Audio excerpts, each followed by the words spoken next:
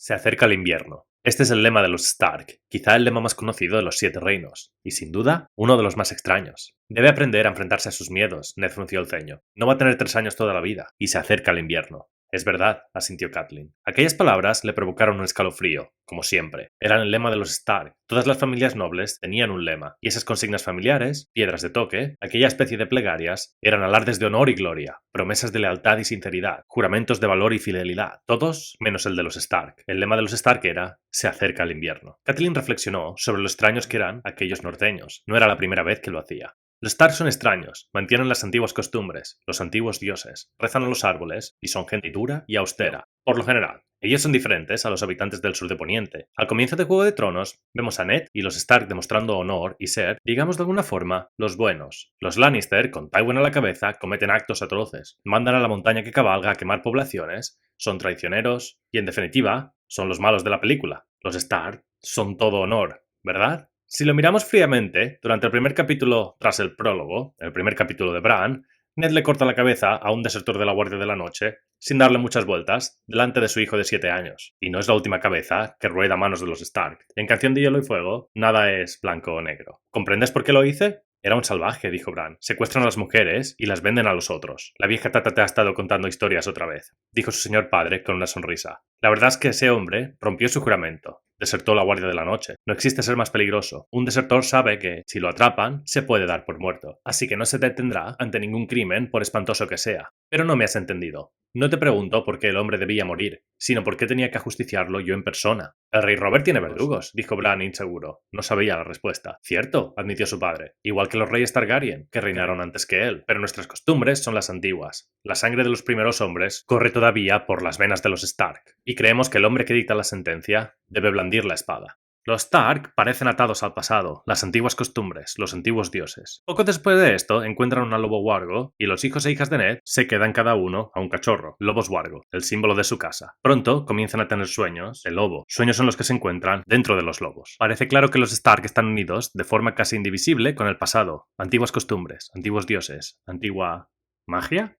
Hola a todos y bienvenidos a la Biblioteca Antigua. Soy curador y hoy vamos a explorar uno de los temas más curiosos y fascinantes de Canción de Hielo y Fuego, la magia de los Stark. La magia de Canción de Hielo y Fuego no es la magia de Harry Potter, es menos clara, más difusa, pero quizá no tanto como en el Legendarium de Tolkien. Aún así, para llegar al fondo del asunto vamos a tener que ahondar, y mucho, en las leyendas de Canción de Hielo y Fuego. Mientras lo hacemos, tocaremos en otros temas que para mí son también muy interesantes, como las criptas de Invernalia, los otros, los niños del bosque, y como no podía ser de otra manera, la Canción de Hielo y Fuego. Al final, el fuego es tan peligroso como el hielo para la humanidad, y yo dudo que la batalla final sea fuego contra hielo, dragones contra otros, pero me estoy adelantando. Si queréis que cubramos alguno de estos temas más en detalle en el futuro, déjanos un comentario e intentaremos llegar a ellos tan pronto como nos sea posible. Por ahora, relajaos y preparaos para este viaje. ¡Vamos allá!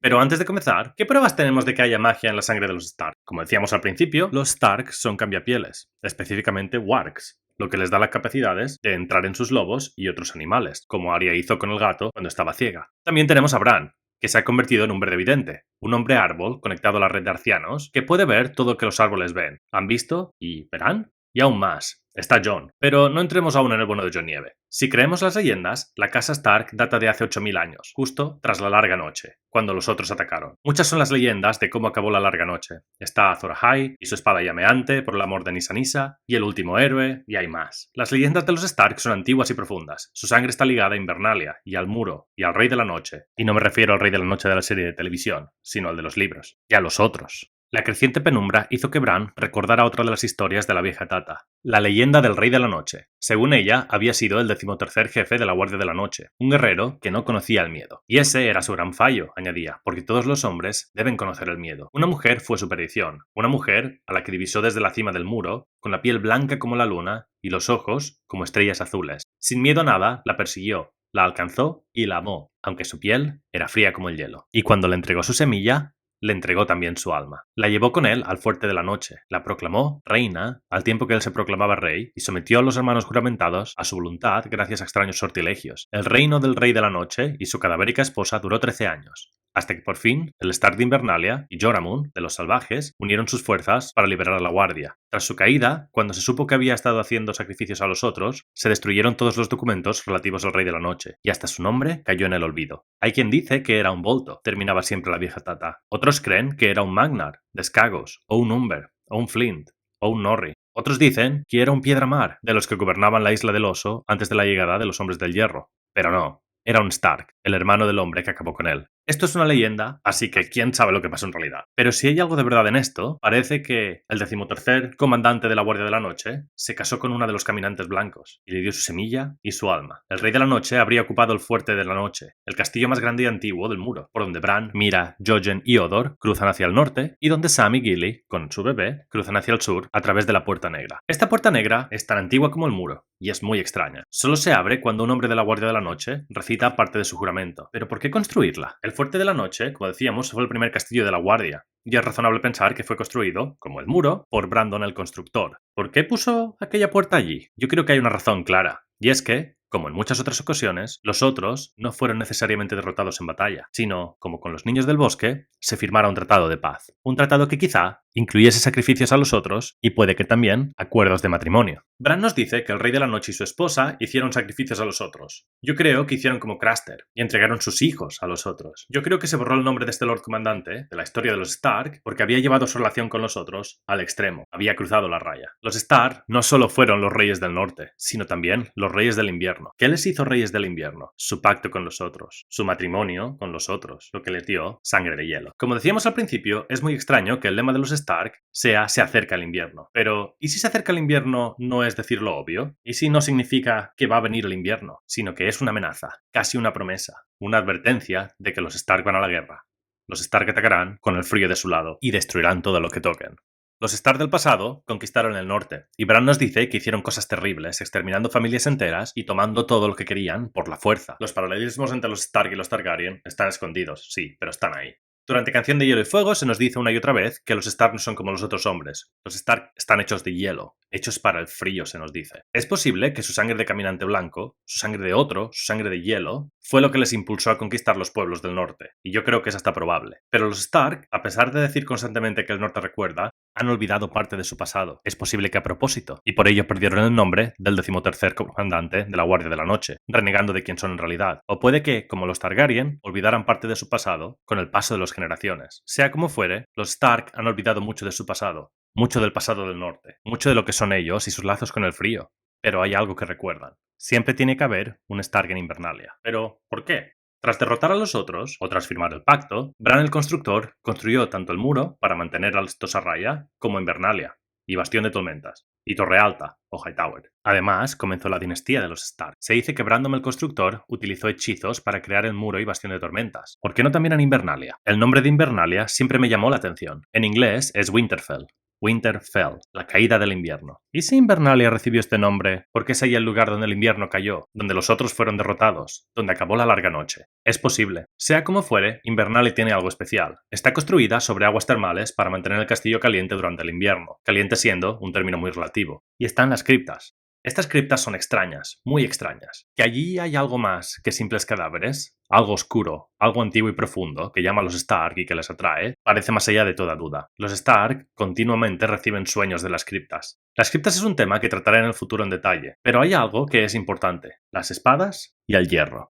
La corona de los Reyes de Invierno no es dorada, ni plateada, ni tiene piedras preciosas. La antigua corona de los Reyes de Invierno se había perdido hacía ya 3 siglos, cuando Torrhen Stark se arrodilló, en gesto de sumisión, ante Aegon el Conquistador. Nadie sabía qué había hecho Aegon con ella, pero el heredero de Lord Hoster era un buen artesano, y la corona de Robb se asemejaba mucho al aspecto que, según las leyendas, tenía la que había ceñido las frentes de los antiguos Stark, un aro abierto de cobre batido, con incisiones en forma de las runas de los primeros hombres, y por encima 9 púas de hierro negro labradas en forma de espadas. Nada de oro, nada de plata ni piedras preciosas. Los metales del invierno eran el bronce y el hierro, oscuros y fuertes, para combatir contra el frío. Pero, ¿por qué necesita una corona para combatir el frío? ¿Puede que para combatir el frío dentro de los Reyes de Invierno? Puede que para combatir su sangre helada, su sangre de los otros, la sangre que había llevado al Rey de la Noche a la locura. Puede que para mantener a raya sus instintos más salvajes, para mantener a raya su pasado, para mantener a raya el invierno que llevan allá donde van. Y así como la corona tiene hierro, se nos dice que en las criptas de Invernalia las estatuas tienen espadas de hierro. La vieja Tata dice a Bran que los otros odiaban el hierro, y Theon nos dice lo siguiente. Una marca de óxido anaranjado marcaba el lugar donde había estado. Aquello le causó una gran inquietud. Siempre había oído decir que el acero de la espada mantenía el espíritu del muerto encerrado en su tumba. Si faltaba una espada, en Invernalia hay fantasmas, y yo soy uno de ellos. Si Brandon el constructor construyó Invernalia, y recordando que siempre debe haber un Stark en Invernalia, ¿es posible que Invernalia no sea un bastión contra el frío? ¿La primera defensa contra los otros después del muro? ¿Sino algo diferente? Quizá el lugar donde se contiene el frío, el lugar donde los antiguos Stark y su frío yacen, y siempre debe haber un rey Stark con la corona de hierro para asegurarse que el frío no le entra en la cabeza, para controlar los espíritus de los muertos. Es posible, solo es una teoría, y probablemente no sea así, pero es posible. En cualquier caso, yo creo que por la sangre de los Stark corre el frío de los otros, y por ello, yo creo que los Stark son tanto hielo como los Targaryen son fuego. Y antes de que la saga termine, yo pienso que veremos a uno de los Stark descubriendo este poder, y no tendrá que aceptarlo, sino enfrentarse a él. Pero hay más, mucho más en la sangre de los Stark. Pues el frío no lo explica todo. Hay una pregunta que hemos planteado al principio y que aún queda sin respuesta. ¿Cómo se convirtieron los Stark en cambiapieles? Hubo un tiempo, en la era del amanecer, que los hombres no vivían en Poniente. Allí solo habitaban los niños del bosque y los gigantes. Tras la llegada de los primeros hombres, hubo guerra y sangre durante miles de años. Pero de alguna manera, la batalla llegó a su fin y los niños del bosque y los primeros hombres crearon un gran pacto, el pacto de la Isla de los Rostros. Así, los niños del bosque enseñaron a los primeros hombres la fe en los antiguos dioses. Los niños de los bosques eran quienes estaban conectados a los arcianos, eran quienes eran los verdevidentes, y por tanto, eran quienes eran los cambiapieles. Y fueron los niños de los bosques los que, de alguna forma, enseñaron a los hombres a convertirse en verdevidentes. ¿Cómo lo hicieron? ¿Y cómo llegaron estas habilidades a los Stark? El reinado de los Stark en el norte no fue tan plácido y sencillo como puede parecer a simple vista. Muchas fueron las batallas que los Stark tuvieron que luchar para afianzar su posición como reyes del norte. Muchos sus enemigos. Pero no todas las guerras terminaron en batalla, sino hubo muchos pactos de matrimonio. O si no pactos, al menos sí cruce de linajes, de sangre. Una de las más llamativas para el tema que nos atrae hoy, la magia de los Stark, es el enfrentamiento con el rey Warg. Las crónicas de los archivos de la Guardia de la Noche, que se conservaban en el Fuerte de la Noche, hablaban de la guerra por la punta del dragón marino, donde los Stark derrotaron al rey Warg y sus inhumanos aliados, hijos del bosque. Tras la caída del último reducto del rey Warg, todos sus hijos fueron pasados por las armas, al igual que sus animales y sus verdevidentes, y a sus hijas se las llevaron los conquistadores como botín de guerra. Los Stark acabaron con los hijos del rey Warg y con los niños del bosque, y los verdevidentes, pero no con sus hijas. A sus hijas se las llevaron como botín de guerra, las hijas del rey, que era un warg. Sabemos al menos un enfrentamiento anterior entre los Stark y los cambiapieles, cuando lucharon con Gaven Lobo Gris, pero por desgracia no hay muchos detalles de lo que pasó aquí. En cualquier caso, es curioso que el mundo de Hielo y Fuego nos dé este detalle. ¿Por qué quedarse con las hijas como botín? ¿Es posible que el rey warg tuviese sangre de los niños del bosque? Yo creo que es razonable pensarlo. Cruzaron las líneas de sangre, y así es como los jóvenes Robb, Sansa, Arya, Bran, Rickon y Jon obtuvieron sus poderes de warg en la biblioteca antigua. Creemos que fue así. Ahora bien, si ocurrió solo una vez, o ocurrió más veces, ¿quién puede decirlo? Los únicos cambiapieles que conocemos hasta ahora son o bien norteños o salvajes, todos hijos de los primeros hombres, todos descendientes del pacto de la Isla de los Rostros. Y así, entre muchos otros pactos de paz, hubo dos que pudieron traer la magia a los Stark. Uno con los niños de los bosques, que sabemos que ocurrió, y otro con los otros. Y así, durante milenios, los Stark habrían obtenido parte de su poder uniendo las líneas de sangre, cruzándose con las inhumanas criaturas. Pero por lo que sabemos, los hijos de Ned y Jon son los primeros en muchos años que despiertan este poder. ¿Por qué lo hacen ahora? No sabemos mucho de lo que los Stark del pasado podían o no hacer, pero parece claro que la canción de Hielo y Fuego está en plena acción aquí. Los dragones están volviendo al mundo. Los sacerdotes rojos hacen milagros que antes consideraban casi imposibles. Los alquimistas están produciendo la sustancia, el fuego valirio, en cantidades mucho más altas. Y todo esto ocurre tras la llegada del cometa. ¿Es tan raro entonces que los Stark también vean aumentado su poder? Puede que el cometa tenga algo que ver, o puede que sea la vuelta de los dragones al mundo. ¿Quién sabe? Al final, en la guerra entre el hielo y fuego, los poderes deberán estar equilibrados. Entonces, ¿qué hay de Jon Nieve? Jon es la pieza fundamental en la canción de Hielo y Fuego. Muchas teorías dicen que él no podía representar el frío, ya que los Stark no son hielo. Pero si estamos en lo cierto hoy, los Stark tienen la sangre de los otros, la sangre del hielo. ¿Y Jon? Jon tiene tanto la sangre del hielo como la sangre de los dragones Targaryen, el fuego, corriendo por sus venas. Jon Nieve es prácticamente seguro el hijo de Lyanna y Rhaegar, así que tiene la sangre del dragón. y es Stark. Es descendiente de los otros y de los señores dragón de Valyria. Tiene relación a la magia del hielo, al frío y a los dragones, y el fuego, a los niños del bosque y su conexión con los arcianos y la sangre de los cambiapieles. ¿Cómo se terminará con la amenaza de los otros y a la amenaza de los dragones? Porque no hay que olvidar que el fuego es tan destructivo más que el hielo. No es un tema para hoy, pero Jon parece estar destinado a tener un papel de lo más importante aquí. Quizá juegue el papel de un héroe mítico, casi legendario. Jon no será el guerrero del fuego, ni del hielo, sino algo más. Pero sea lo que sea, es difícil discutir que suya es la canción de Hielo y Fuego. ¿Pero qué creéis vosotros? ¿Hay sangre de los otros corriendo por las venas de los Stark? ¿Y de los niños del bosque? ¿Y qué destino creéis que le espera a Jon Nieve, descendiente de los señores dragón y de los otros? Gracias a todos por escucharme. Si queréis ayudar al canal, lo mejor que podéis hacer es darle a suscribir y dejadnos un comentario con qué temas queréis que tratemos en el futuro. ¡Hasta pronto!